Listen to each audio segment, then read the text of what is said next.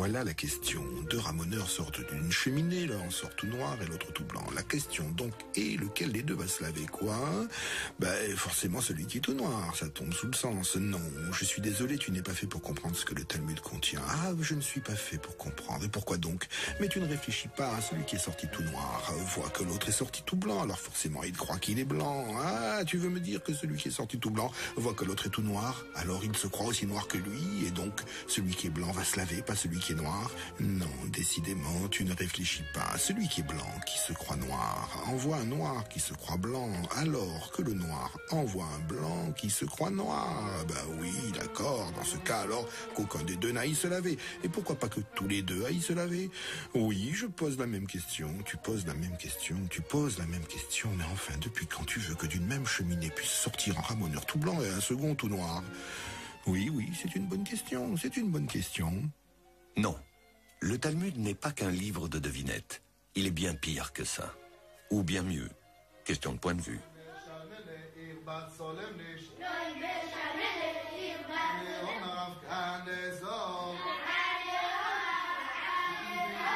Question de point de vue. Comme celui des Juifs orthodoxes qui ont fait du Talmud leur pain quotidien, interrogeant la Bible sur le moindre de ses paradoxes. Adam a-t-il un nombril, lui qui n'a pas de parents? Les poissons ont-ils réchappé au déluge? Pourquoi les anges de Jacob ont-ils besoin d'une échelle? Et si Dieu peut créer le monde en 6 jours, pourquoi ne le pourrait-il pas en un seul, ou même en 1 heure, ou mieux, en un instant? Un autre genre de devinette en somme, car sous couvert de comprendre la Bible, le Talmud s'occupe de la questionner de toutes les manières possibles. Le mot Talmud est l'abréviation de l'expression Talmud Torah, étude de la Torah, tout simplement.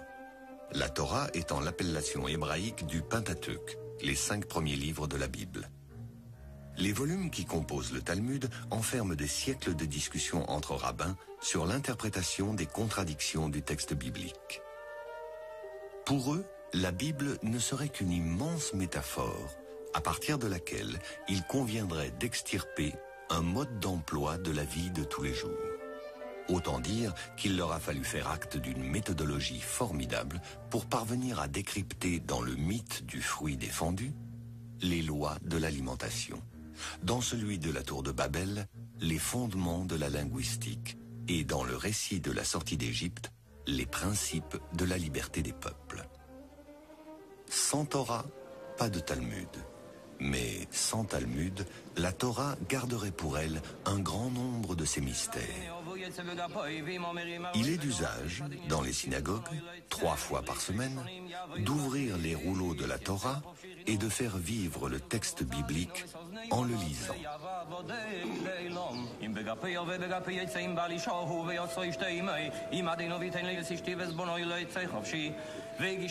Mais donner vie au texte, c'est également en découvrir les interprétations possibles. Telle est la part du Talmud. Durant des siècles se sont accumulées les interprétations des sages. Aussi, plus qu'un livre, le Talmud se présente davantage comme un assemblage de plusieurs livres se succédant au cours des temps. Un livre, dans le livre, dans le livre, presque indéfiniment. Un livre sans auteur à part entière, un livre dont tous les sages, de tous les temps, sont les auteurs. Pas un champ du savoir humain ne sera laissé de côté, car la Torah elle-même les contient tous, même si cela n'est pas apparent au premier coup d'œil. Le Talmud dit « Mon enseignement est pareil à la mer. Tu dois t'y plonger pour apprendre à nager. » Ainsi en est-il de la Torah. Seul celui qui s'y plonge, courant le risque de s'y noyer, pourra apprendre ce qu'elle est. Un océan de lumière. C'est ainsi que le Talmud considère la Torah. Il s'immerge en elle pour en découvrir les profondeurs. Au fil du questionnement, il finit par toucher aux sujets fondamentaux de la cause première, des liens de l'éphémère et de l'éternité, et tant d'autres dimensions essentielles que la philosophie ou la science traiteront aussi à leur manière. Mais loin de l'austérité de la philosophie et de la science, le Talmud sait aussi rire de lui-même. Je reprends. Celui qui est blanc envoie un noir qui voit un blanc qui se croit noir. Et celui qui est noir envoie un blanc qui voit un noir qui se croit blanc. Comment ? C'est simple, c'est pas si simple, mais non, c'est simple. Celui qui est blanc voit bien que sa main est blanche, et celui qui est noir voit bien que sa main est noire. Tu veux me dire quoi? Que celui qui voit que sa main est propre ne va pas se laver? Oui. Et que celui qui voit que sa main est sale va se laver? Trop facile. Non, tu sais, tu peux être propre et avoir encore envie de te laver, tu peux être sale et ne pas avoir envie du tout de te laver. Regarde-toi, par exemple. Nous sommes en 70 de l'ère chrétienne.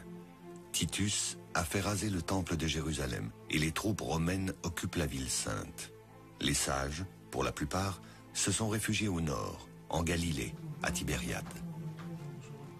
Par réaction à l'invasion romaine, désireuse de mettre un terme au judaïsme, un groupe de sages va entreprendre l'un des plus remarquables développements de cette culture juive en décidant de l'élaboration du Talmud.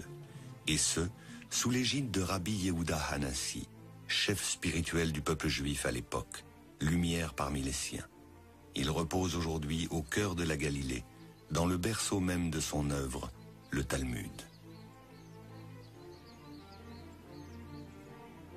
Jusque-là, les sages, génération après génération, répétaient de mémoire les dialogues des maîtres anciens auxquels s'ajoutaient leurs propres commentaires. Une sorte de mémoire collective qui risquait de finir par se disséminer et se perdre étant donné le volume des opinions qui ne cessait de croître. Pour éviter un pareil drame, Rabbi Yehuda Hanassi prit l'initiative de faire compiler par écrit près de 2 siècles d'enseignements, demeurés jusque-là transmis par la mémoire. Cette première somme, il en décida le cadre, la forme et les limites, et la nomma Mishnah. Mishnah signifiant répétition, du fait qu'il s'agissait de répéter cette fois par écrit ce que la mémoire ne suffisait plus à retenir. Cet énorme travail ne fut terminé que 2 siècles après sa mort. La Mishnah consiste en la première partie du Talmud et sera donc achevée en 220 de l'ère chrétienne. Le Talmud s'organisera selon l'agencement que Rabbi Yehuda Hanassi donna à la Mishnah. 6 ordres, recouvrant tout l'éventail du champ de la connaissance. 6 ordres, eux-mêmes divisés en 63 traités, eux-mêmes divisés en 523 chapitres, qui font du texte biblique un véritable traité de vie. Dieu fit le monde en 6 jours. Rabbi Yehuda le rangea en 6 ordres. 6 ordres comme les 6 directions du monde. 6 ordres comme les 6 jours de la création. 6 ordres qui condensent tout ce dont l'esprit de l'homme peut se prévaloir. En 6 ordres, le Talmud prétend englober tout le savoir possible, comme 6 directions définissent les limites d'un univers. 6 ordres manuscrits qui deviennent la référence des lois et des coutumes du monde juif. 6 ordres qui proposent rien moins qu'un mode d'emploi du monde. Zéraïm, l'ordre des semences, où sont débattues les lois de la germination et donc des principes de la vitalité sous toutes ses formes. Moed, l'ordre des fêtes, où sont débattues les lois du temps, du calendrier et des cérémonies festives. Nashim, l'ordre des femmes, où sont évoquées les lois du droit matrimonial et du droit civil en général. Nezikin, l'ordre des dommages, y sont débattues législation pénale, civile et criminelle et les lois de l'idolâtrie. Kodashim, l'ordre des saintetés, les lois du temple de Jérusalem, ses mesures, son architecture, son organisation et son service. Théoroth, l'ordre des puretés. Y sont débattues toutes les lois de la pureté rituelle. Mais l'élaboration du Talmud ne s'interrompt pas. Les sages continuent perpétuellement de questionner le texte. La Mishnah va se trouver progressivement augmenter de nouveaux questionnements qui s'accumulent au cours des siècles, auxquels on donnera le nom de Gemara. Gemara signifie complément. Au fil des temps, ce complément va prendre une place largement prépondérante au point de représenter plus de 90% de l'ensemble du Talmud. Ainsi, du 3e au 7e siècle, le Talmud, suivant les 6 ordres initiés par Rabbi Yehuda Hanassi, va prendre sa forme complète, la Mishnah en langue hébraïque, suivie de la Gemara en araméen, la langue que parlaient tous les talmudistes de l'époque.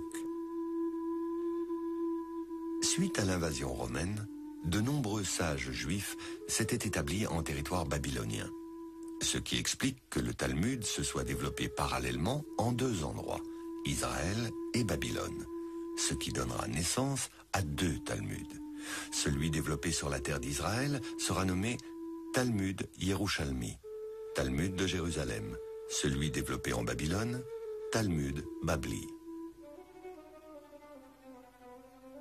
Leur différence essentielle consiste en leur méthode. Celui de Jérusalem privilégie les conclusions des sages. Celui de Babylone privilégie le questionnement. Et c'est précisément le questionnement qu'ont choisi les écoles talmudiques futures, qui étudient encore aujourd'hui le Talmud de Babylone. Ainsi donc, depuis des millénaires, partout où ils se trouvent, les enfants juifs grandissent avec cet art du questionnement. Le Talmud est par excellence le livre de la question. Qui a des questions ? Demandait un jour un rabbin. J'ai tellement de réponses. Il faisait allusion à son Talmud. Mais le Talmud ne se contente pas de répondre aux questions. Il forge l'esprit à la dialectique, qui peut parfois prendre des tournures inattendues. Mais celui qui est blanc, il a peut-être une autre cheminée à ramoner, surtout si ce n'est pas la fin de sa journée. Alors, pourquoi il irait se laver tout de suite? Cela n'empêche, on peut avoir envie de se laver, même si on ne voit pas que l'on est sale. En fait, on se sent sale. On peut se sentir sale, se sentir toujours sale. Non, mais là tu me parles d'un névrosé, d'un ramoneur névrosé qui se sentirait toujours sale, obsédé par la propreté. Enfin, cela selon le Talmud de Babylone, puisque celui de Jérusalem ne s'embarrasse pas d'autant de détours. Tu le sais bien, ça. Alors peut-être que celui qui est blanc vient de Jérusalem, tout simplement, et celui qui est noir vient de Babylone, non? Qu'est-ce que tu penses?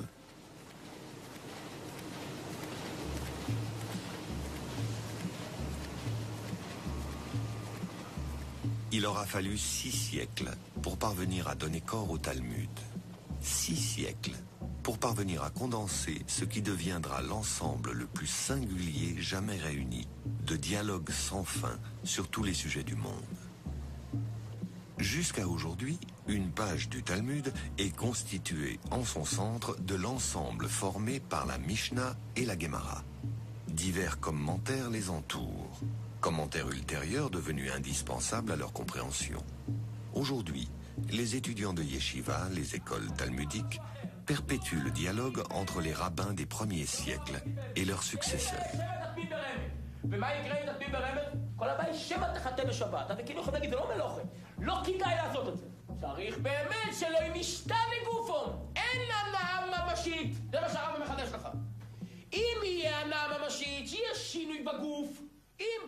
Au sein de la yeshiva, l'art de la controverse est au service de l'étude de la loi pratique quotidienne. Mais avant toute chose, le Talmud développe l'esprit d'analyse, aiguise le sens critique, repousse les frontières de l'absurde le plus loin possible, toujours dans la perspective de rendre optimale la pensée et ses contradictions. Ainsi, les étudiants découvrent par quelles prouesses intellectuelles le Talmud déduit des récits bibliques et de leurs apparents paradoxes ou anachronismes leur incidence dans la vie pratique quotidienne. Le texte biblique est aussi perçu comme métaphore, parce que la langue hébraïque est une langue à tiroir. Un seul mot peut avoir plusieurs sens, donc plusieurs niveaux d'interprétation. Qu'importe qu'Adam et Ève aient un nombril. Adam, en hébreu, veut dire « je suis du sang » et Ève « je suis vivante ». Au-delà de la rencontre d'un homme et d'une femme, il s'agit de la rencontre de la chair et de la vitalité. Comment la vitalité pénètre le corps par le sang. Tout ce que je mange devient sang, dit le Talmud. Et curieusement, voilà que les lois de l'alimentation sont tributaires de l'histoire d'Adam et Ève. C'est bien la première chose qu'ils firent une fois créés. Ils se mirent à manger, comme le nouveau-né, à peine sorti du ventre de sa mère. Manger implique que l'on fasse attention à ce que l'on mange, dit le Talmud.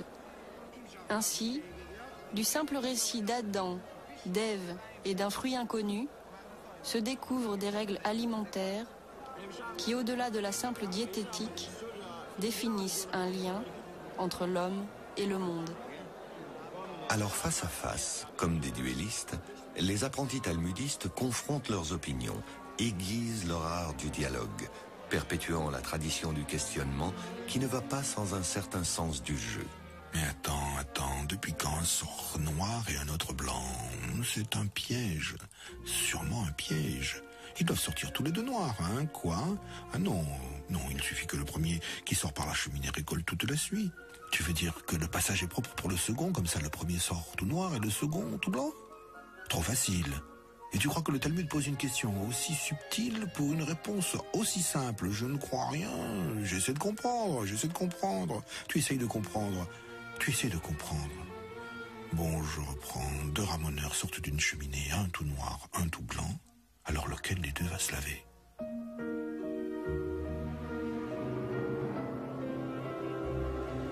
Mais la véritable grandeur de ce livre, c'est qu'il est aussi l'histoire d'un peuple. Le Talmud raconte les Juifs, et les Juifs, le Talmud.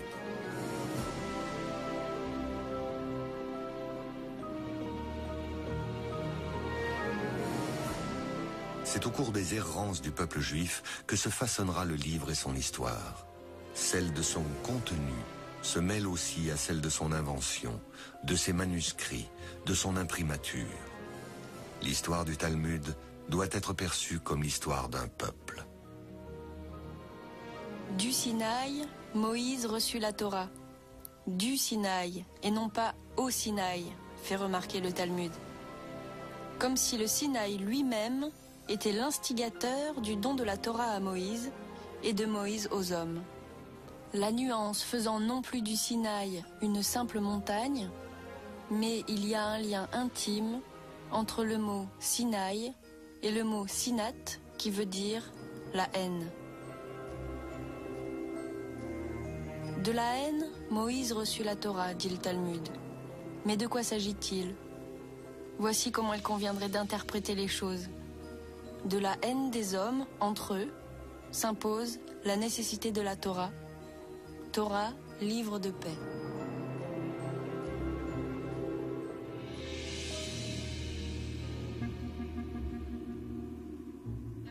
Perpétuelle cadence qui tangue, ondule et berce.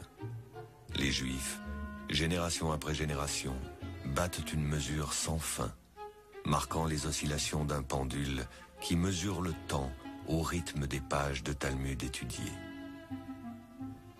Le Talmud est une flamme qui pénètre l'esprit, une flamme qui transmet au corps son mouvement ininterrompu, immuable, sempiternel, au rythme de la vie, tels les battements d'un cœur. À en croire l'anatomie talmudique, ces oscillations favorisent à la fois la concentration et la mémorisation. Dans un sens, les valvules s'ouvrent, dans l'autre, elles se referment. Dans un sens, la compréhension s'active, dans l'autre, la mémorisation. Mais dans le courant du Xe siècle, le déclin de Babylone, qui succéda au déclin de la Palestine romaine, contraignit les talmudistes à émigrer pour d'autres contrées. Au cours de leur périple, des multitudes d'ouvrages viendront poursuivre l'œuvre des premiers talmudistes. Les bibliothèques juives ne cesseront de s'enrichir des questionnements de ceux qui s'appliqueront à contribuer à son invention perpétuelle. Le Talmud demeurant tout au long des âges un processus créatif ininterrompu. De Jérusalem et de Babylone, le Talmud entame son long exil. Constantinople, Salonique, Corfou, Messine, Syracuse, la côte africaine. Les Juifs essaiment tout au long de la Méditerranée, piquent sur les rives de l'Italie, remontent lentement tout au long de la côte adriatique, rejoignent les rives françaises et la péninsule ibérique, emportant avec eux leurs précieux livres comme principal bagage. Le Talmud devint très vite le porteur de la mémoire juive dans toute la diaspora, et son étude se révéla le seul véritable foyer d'un peuple sans refuge, sans réel port d'attache. En fait, le plaisir de l'étude devait compenser les malheurs de l'errance. L'attachement au livre compensait le détachement à la terre. À défaut de terre promise, le Talmud en fut la compensation. Ainsi fut fondé en Rhénanie au Xe siècle, entre Spire, Worms et Mayence, le centre talmudique le plus important depuis Tibériade, Jérusalem et Babylone. Les maîtres les plus illustres s'y retrouvèrent. Leur réputation fut telle qu'elles attirèrent là celui qui allait devenir le plus illustre d'entre tous, Rachi. Né en 1040 à Troyes, en France, Rabbi Shlomo ben Yitzhak Hatzarfati, dit Rachi, rejoignit Worms comme jeune étudiant et y demeura plusieurs années. Rachi allait devenir le plus populaire, mais aussi le plus phénoménal des rabbins de son temps. Phénoménal par son savoir, phénoménal par son apport à la culture talmudique. C'est ici, dans la yeshiva de Worms, qu'il suivit sa formation jusqu'à devenir un maître éminent. En témoigne cette chaise qui aurait été la sienne, incrustée dans la pierre comme son enseignement le sera dans l'édifice du Talmud, tel que nous le connaissons aujourd'hui. Il allait y avoir le Talmud avant Rachi et le Talmud après Rachi. À telle enseigne qu'aujourd'hui encore, on ne peut plus dissocier les gloses de Rachi du texte originel du Talmud. Un livre dans le livre. Autour du texte de la Mishnah et de la Gemara, qui occupe le centre de chaque page du Talmud, est imprimé le commentaire de Rachi, devenu indispensable à l'étude, car il clarifie un corpus devenu quelque peu chaotique du fait de ses nombreux remaniements. Rachi, l'enfant prodige, reconnu par les savants juifs et non-juifs de son temps pour son immense érudition, contribua à la reconnaissance de l'esprit d'universalité du Talmud. C'est à Troyes, en Champagne, que devenu vieux, il entreprend son œuvre. Il y fonde une école qui fera date. Ses disciples vont développer le questionnement talmudique à un point qu'aujourd'hui encore, on ne peut plus étudier sans s'y référer. Avec Rachi, le Talmud déjà atemporel devient universel. Mais imaginons qu'il fasse nuit, comme dit Rachi. Alors, le blanc peut voir qu'il est blanc, mais le noir aura plus de mal. Mais si le noir ne se voit pas, il pourrait justement conclure qu'il est noir. Oui, mais le blanc aussi. Ce qui veut dire que ce n'est pas la peine qu'il fasse jour pour aller se laver. C'est justement ce que dit Rachi. Tu crois? Franchement, non.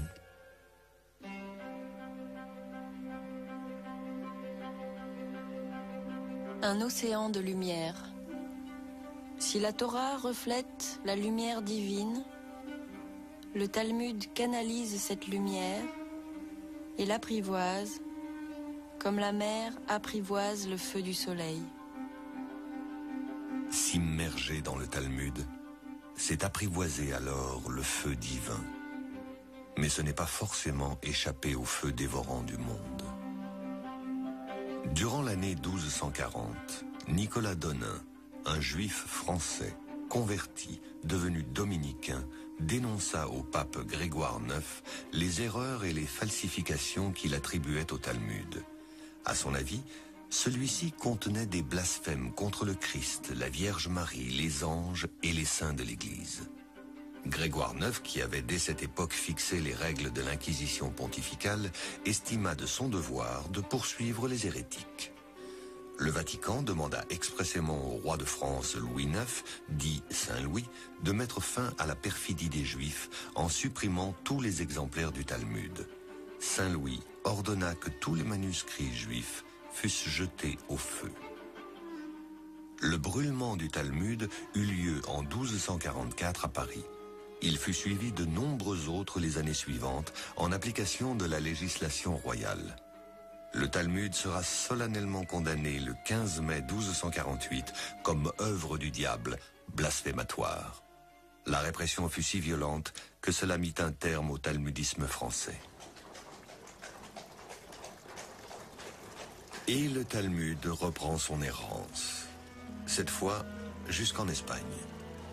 Depuis le IXe siècle, date du déclin de Babylone, l'Espagne est musulmane.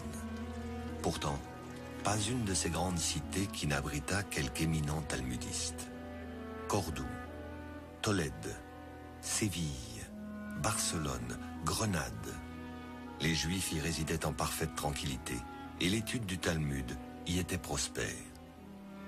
Comme en témoigne la cathédrale de Cordoue, bâtie au cœur de l'ancienne mosquée, l'Andalousie de cette époque demeure encore le symbole de la concorde entre les communautés. En ces temps, musulmans, chrétiens et juifs faisaient bon ménage. À l'ombre de la mosquée, à l'ombre de l'église, dans les ruelles de la Juderia, au sein de la communauté talmudique, va poindre une nouvelle lumière.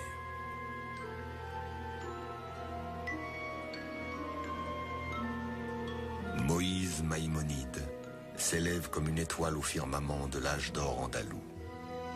Né à Cordoue en 1135, il va devenir la plus haute figure intellectuelle du judaïsme médiéval espagnol. Ses œuvres, parmi lesquelles Le Guide des égarés, ont acquis une grande importance aux yeux de tous, juifs, musulmans et chrétiens. Son code de la loi, le Mishneh Torah, a joué un grand rôle dans les écrits des philosophes de tous bords et des érudits religieux de toutes obédiences, et ce, pendant des générations.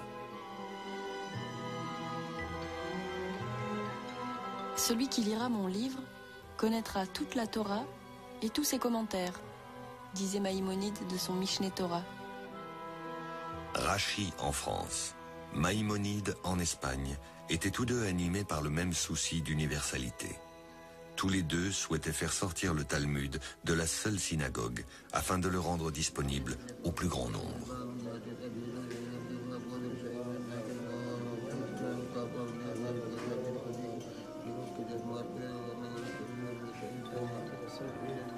Mais alors que Rachi se préoccupe de clarifier la méthode, Maïmonide la délaisse et ne privilégie que les conclusions des maîtres anciens pour parvenir à une Torah pratique.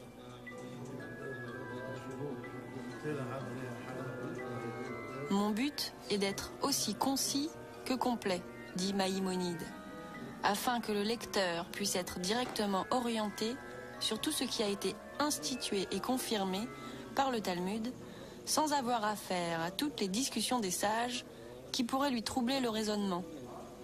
Tout cela afin que l'on n'ait pas besoin d'un autre livre que le mien.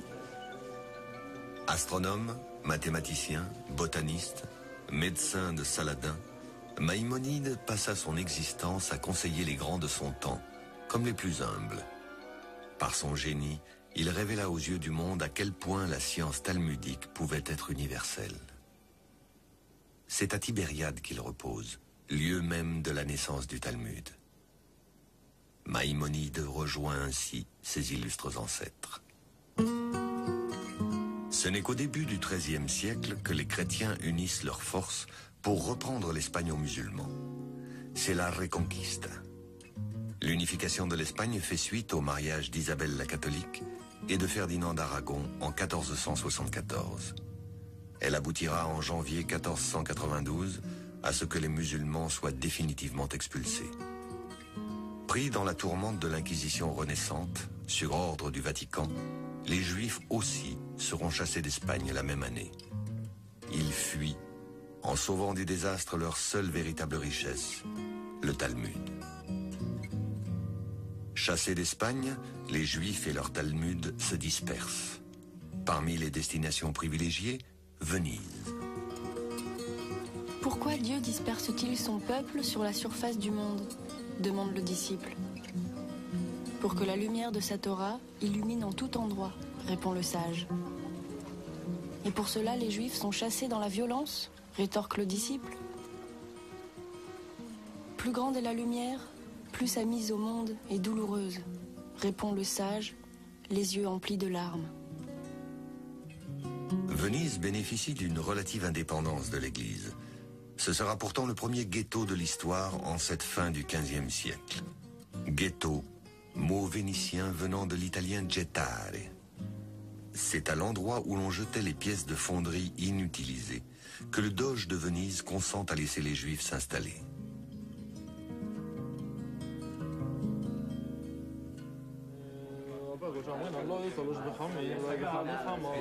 Venise devient une véritable pépinière de talmudistes.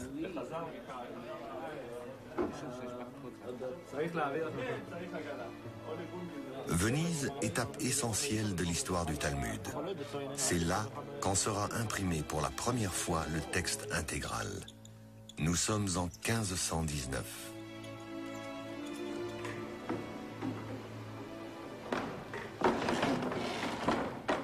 Le Vatican, qui proscrivait le Talmud dans toute l'Italie sous peine des rigueurs de l'Inquisition, ne put empêcher le doge d'autoriser l'imprimature des livres juifs sur son territoire.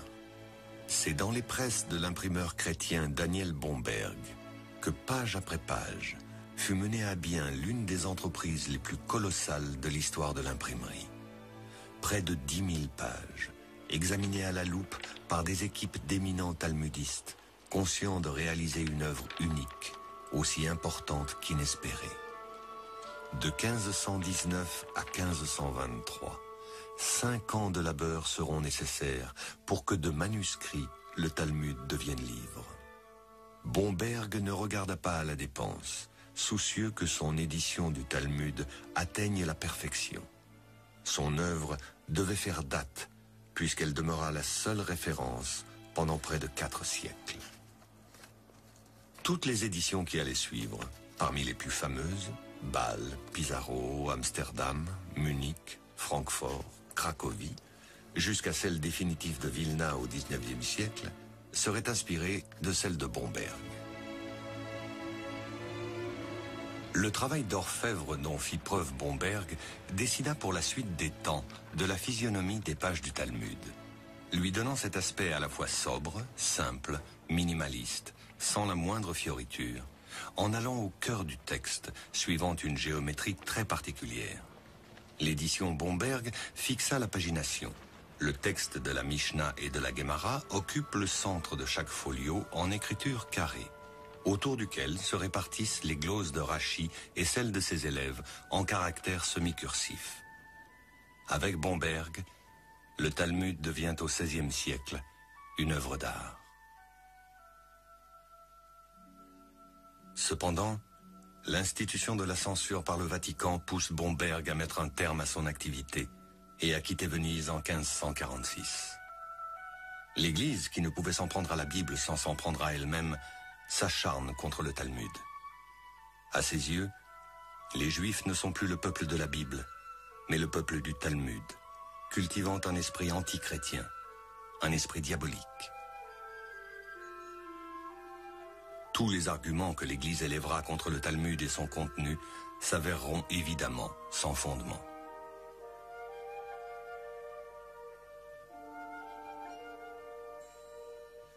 En cette deuxième moitié du XVIe siècle, l'Église, engagée dans la contre-réforme et contre l'esprit de libéralité de la Renaissance, demande une stricte observance de la foi et développe une intransigeance envers la communauté juive accusée d'antichristianisme. De nombreux monastères possèdent encore des exemplaires des livres confisqués à l'époque.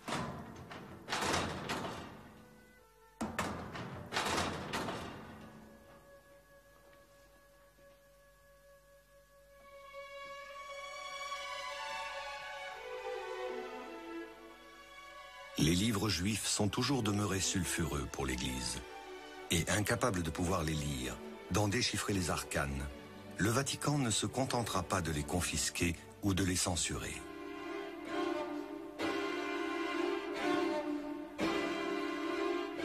En 1553, le Vatican émet à nouveau l'ordre de jeter aux flammes les livres juifs.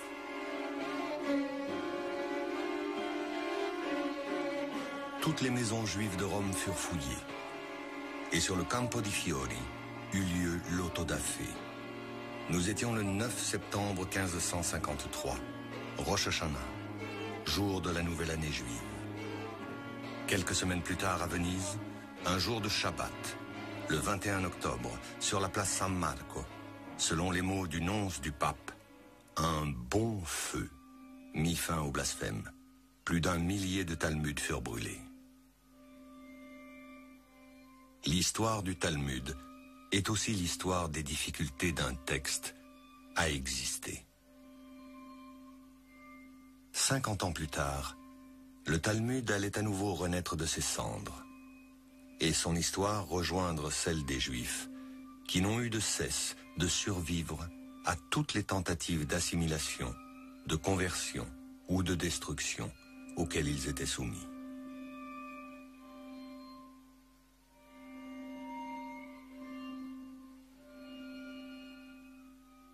Oui, le noir envoie un blanc qui se croit noir, mais ce noir se croit blanc sans se douter que le blanc se croit noir. Mais est-ce qu'un blanc qui se croit noir est plus blanc qu'un blanc qui se croit blanc? Oui, c'est comme si on demandait, est-ce qu'une bougie éclaire davantage dans une cave obscure alors qu'il fait nuit dehors plutôt que s'il faisait jour? On disait qu'il faisait nuit, justement. Comment veux-tu que 2 ramoneurs ramonent la nuit? Pourquoi ils n'auraient pas le droit de travailler la nuit? Tu peux me dire, ce ne sont pas des hommes libres? Mais qu'est-ce que la liberté vient faire ici? Ce sont les travailleurs qui font honnêtement leur boulot, et pour bien le faire, il faut qu'ils fassent jour, c'est tout. Bon, on dit, ils ont commencé le jour, ils ont pris du retard, il fait nuit quand ils sortent de la cheminée. Alors ce serait l'hiver, la nuit tombe plus tôt, parfaitement. Alors dans ce cas, oui, ça se complique. Comment voir qui est propre, qui est sale en hiver? Mais qui ramone l'hiver? Cela s'appelle le pile-poule, la manie de discuter presque jusqu'à l'absurde. Et c'est en Pologne qu'il est né cet art du pile-poule, sous l'influence de Jakob Polak, installé à Cracovie vers 1500. Dans son enseignement, Jakob Polak s'attache à déployer toutes les ressources de la plus fine et plus subtile dialectique, à argumenter sur tout et à propos de tout. Le pile-poule, de l'hébreu pilpel, le piment. Mais on ramone avant l'hiver, à l'automne. Mais la neige peut tomber avant l'hiver. Ils sont tous les deux noirs, mais l'un se couvre de neige, il est tout blanc. Mais parfois la neige est sale, elle est noire. Alors de la neige noire peut cacher celui qui est blanc, et de la neige blanche peut cacher celui qui est noir, parfaitement. Alors lequel des deux va se laver? Parfaitement. Mais le pile-poule a eu ses détracteurs. À Vilna, la Jérusalem du Nord, vivait un savant talmudiste, Eliyahu Kramer, né en 1720, mort en 1797, qui aujourd'hui encore est vénéré sous le nom de Gaon, génie, par les Juifs de Lituanie, et d'ailleurs. Il ne dormait pas plus de 4 heures par nuit, et pour s'adonner sans relâche à l'étude, il attachait ses peies au plafond et gardait les pieds dans une bassine d'eau glacée pour éviter de s'endormir. D'un caractère élevé, d'une intelligence remarquable, d'une science profonde, le Gaon de Vilna occupait un rang à part parmi les rabbins. Il s'appliquait sans relâche à comprendre le texte et à le soumettre à une sérieuse critique, sans chercher à pousser l'art de la dialectique, qui, à son sens, relevait davantage de l'ergotage que de la vraie réflexion. Son impact fut considérable dans toute l'Europe de l'Est. Il a fondé le modèle des écoles talmudiques modernes et influencé des dynasties de maîtres illustres. L'édition définitive du Talmud, que l'on utilise encore aujourd'hui, est celle faite à Vilna en 1880. Enrichie de nombreux commentaires, elle condense l'enseignement des maîtres modernes et s'inscrit dans la lignée de réflexion du Gaon.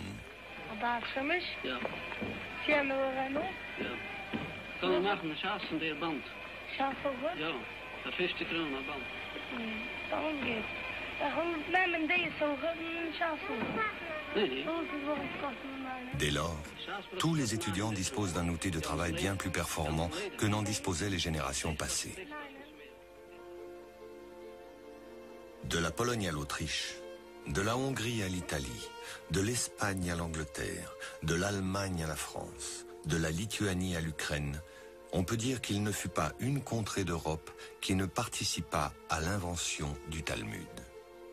Ainsi, durant près de 8 siècles, le Talmud habita l'Europe, aussi bien l'Europe des villages et des ghettos que celle des capitales et des principaux centres de la vie intellectuelle. Durant toutes ces années, le Talmud connut une production intense de commentaires et une floraison d'écoles qui façonnèrent la culture juive dont allait hériter la modernité.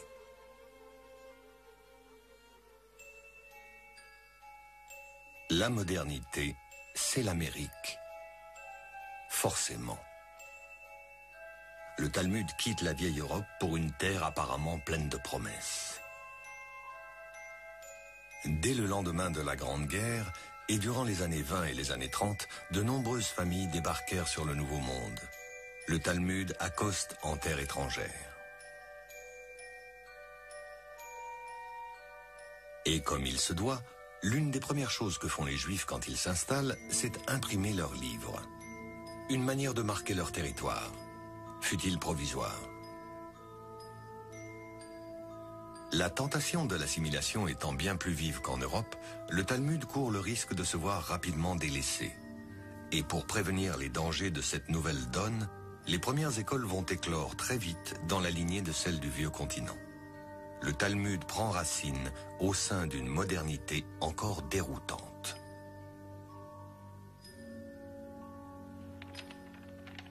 À l'aube du XXe siècle, le Talmud doit-il s'adapter à la modernité ou la modernité doit-elle s'adapter au Talmud? Pour répondre à cette question, il suffit de se plonger dans le dialogue des sages et concevoir combien leurs paroles ont toujours anticipé les événements de l'histoire.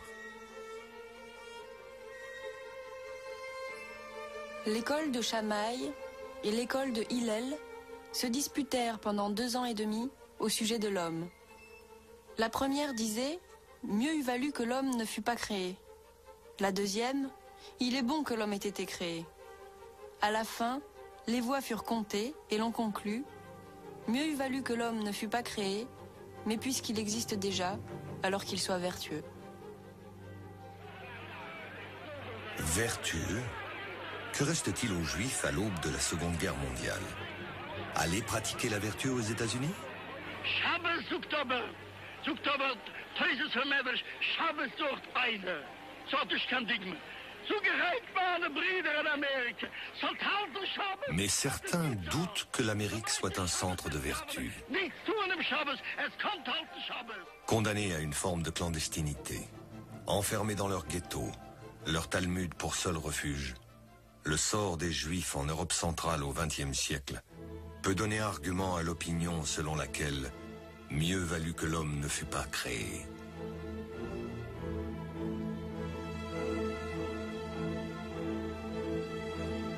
Le nazisme, en tout état de cause, pouvait faire ratifier haut la main pareille option. L'espérance, toutefois, est le fondement du judaïsme. Or, c'est précisément quand il n'y a plus d'espoir qu'il convient d'espérer.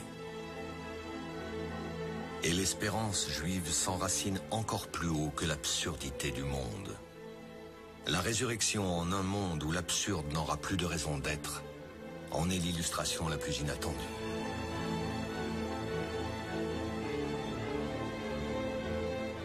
Le Talmud raconte l'histoire d'un empereur romain qui envoyait les Juifs à la mort. Il interpella l'un des sages avant de le livrer à ses bourreaux et lui dit « Je ne comprends pas comment vous, Juifs, pouvez croire à la résurrection des morts. » La plus jeune fille du sage répondit à sa place. Elle dit aux Romains « Tu n'existais pas et à présent tu existes. Cela ne t'étonne pas, mais moi m'émerveille à chaque instant. Aujourd'hui tu existes et tu t'étonnes qu'un jour tu puisses exister à nouveau? Eh bien moi, cela ne me surprend pas. » Le Talmud évoque la résurrection des morts de façon imagée, mais s'en fait lui-même l'illustration concrète. En effet, combien de fois est-il revenu d'entre les flammes? Là encore, malgré l'ampleur du désastre, le peuple survécut, le livre aussi. Le Talmud ne dit-il pas « On apprend plus des morts que des vivants », puisque les vivants transmettent les enseignements des morts, et en cela, ils les ramènent à la vie. Les cimetières ne sont-ils pas nommés Bet Hachaim, maison des vivants? Les cimetières semblent des bibliothèques à ciel ouvert. Le Talmud y a laissé des pages de son histoire parmi les plus fameuses. Il y a fait autrefois germer la sagesse. Mais celle-ci n'a pas disparu. Elle est encore là, prête à naître à nouveau.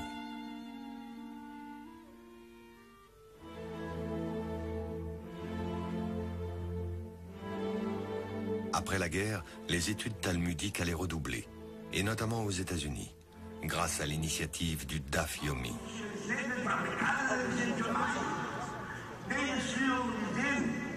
Au rythme d'une page par jour, il faut un peu plus de 7 ans pour lire les 2711 pages de l'édition moderne du Talmud. Un exercice auquel se livrent de par le monde tous les talmudistes dignes de ce nom, associés au programme Daf Yomi. Autrement dit, une page par jour. Le principe de l'étude d'une page quotidienne du Talmud fut initié par le rabbin Meir Shapiro, le 11 septembre 1923, à Lublin, en Pologne. Le Talmud serait cette terre spirituelle où les Juifs pourraient au même instant, partout dans le monde, être réunis par une étude commune.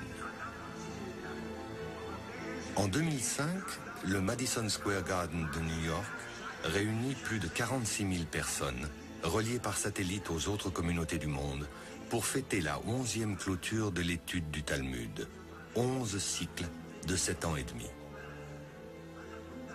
Un nouveau genre de talmudistes est en train d'apparaître, reprenant la voie de leur père. Comme au sommet des tours de Manhattan, où hommes d'affaires, avocats, banquiers décident de s'adonner à l'étude quotidienne du Talmud avant de rejoindre leur bureau. Une manière de se ressourcer. Puisque la réflexion talmudique a les moyens de répondre aux problématiques posées par la modernité. N'est-il pas dit que Dieu fait le monde en 6 jours et qu'il se repose le 7e? Or, aujourd'hui, l'humanité entière travaille durant 6 jours et se repose le 7e. N'est-ce pas un signe de la modernité de la Torah? Demande le Talmud.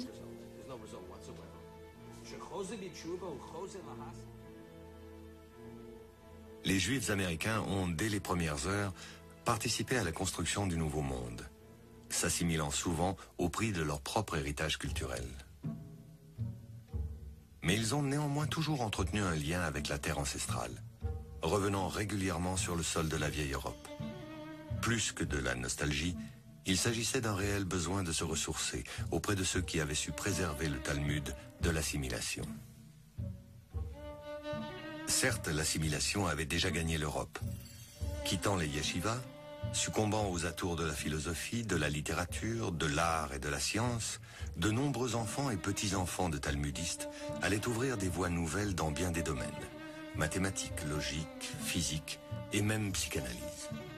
Dans sa correspondance avec Karl Abraham, Sigmund Freud évoque l'atavisme talmudique qui aurait poussé certains d'entre leurs collègues dans les voies de la psychanalyse. Quelle différence entre un talmudiste et un psychanalyste? Une génération, disait-on. Aujourd'hui, on peut inverser la question. Quelle différence entre un psychanalyste et un talmudiste? Une autre génération. Une génération pourtant à laquelle on avait arraché violemment le Talmud des mains pour le jeter au feu. Or, quand on commence à brûler les livres, on finit par brûler les hommes. Des hommes mis dans des trains qui furent leur tombe. Kafka avait le regret de ne pas l'avoir étudié. Innombrables sont ceux parmi les fondateurs de la pensée moderne qui, d'une façon ou d'une autre, lui sont redevables. Même si la tradition talmudique fut parfois délaissée, parfois reniée ou bannie, la machine Talmud ne s'est jamais enrayée. À New York, les éditions ArtScroll traduisent sans relâche. Rabbi Sherman est l'un de ces artisans qui, par leur travail de traduction, participent à cette continuité de l'invention du Talmud. Aujourd'hui, le Talmud existe en anglais, en russe, en français, en espagnol, comme si la dernière phase de cette invention était précisément d'être lisible dans toutes les langues, abordable au plus grand nombre. C'est la tâche que s'est fixée Adin Steinsaltz, qui dirige l'Institut des textes talmudiques de Jérusalem. Il est l'auteur d'une nouvelle traduction détaillée qui s'évertue de signifier en quoi le Talmud est toujours d'actualité. Dispenser la lumière au plus grand nombre. Pour ce faire, Le Talmud trouve des voies nouvelles que ni Rabbi Yehuda Hanassi, ni Rashi, pas plus que Maïmonide, n'auraient jamais soupçonnées. Rashi nous explique, c'est-à-dire comme ce or qui est le matin, Yizrach Shemesh, c'est-à-dire le soleil brillera pour les tzadikim dans le monde futur. C'est-à-dire que les tzadikim sortiront de l'obscurité au monde futur comme le or qui est le matin. Internet, à sa manière, répète le geste de Hanouka. Hanouka, la fête des Lumières. Une fois par an, il s'agit d'allumer des lumières à l'extérieur de la maison, comme symbole du partage de l'espérance en un monde meilleur. Un monde rendu meilleur par la connaissance. Connaissance qui doit sortir de la clandestinité. Telle la flamme de Hanouka, la lumière du Talmud n'a cessé au cours de son histoire d'éclairer dans l'obscurité.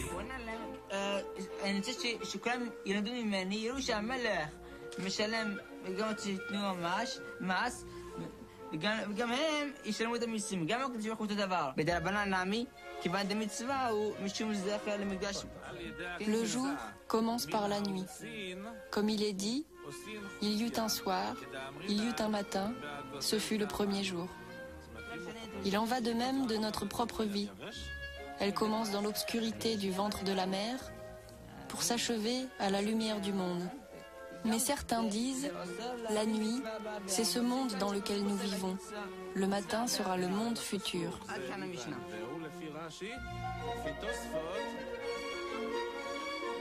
Ainsi, ce monde obscur fait de nous des aveugles à la recherche de la moindre lueur de sagesse. Une simple petite lumière qui scintille dans les ténèbres. Voilà. Le Talmud est demeuré tout au long du destin du peuple juif, cette étincelle qui leur conservait dans les épreuves une sorte de clairvoyance.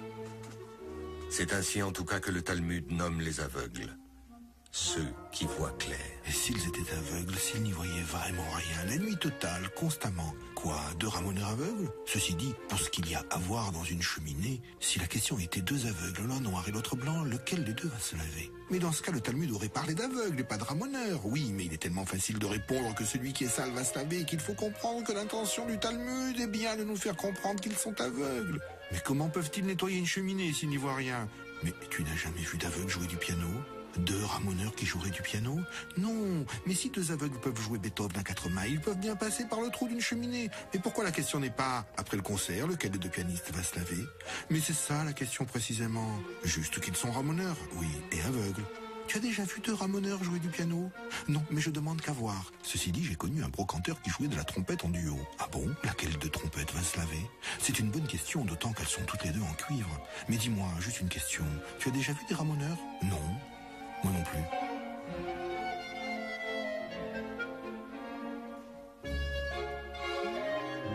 plus. La semaine prochaine, pour déchiffrer les papyrus carbonisés de la bibliothèque d'Herculanum, nous solliciterons la très haute technologie. Quant à notre émission sur le Talmud, sachez qu'elle est disponible en livre et DVD chez Arte Éditions.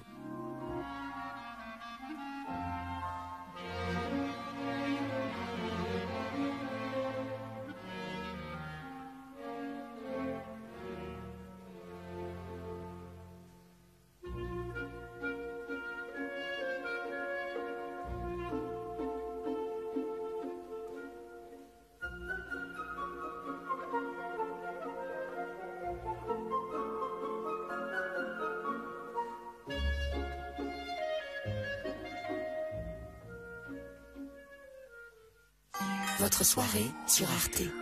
Sans attendre, Métropolis explore le nouvel Eldorado culturel, l'Émirat arabe d'Abu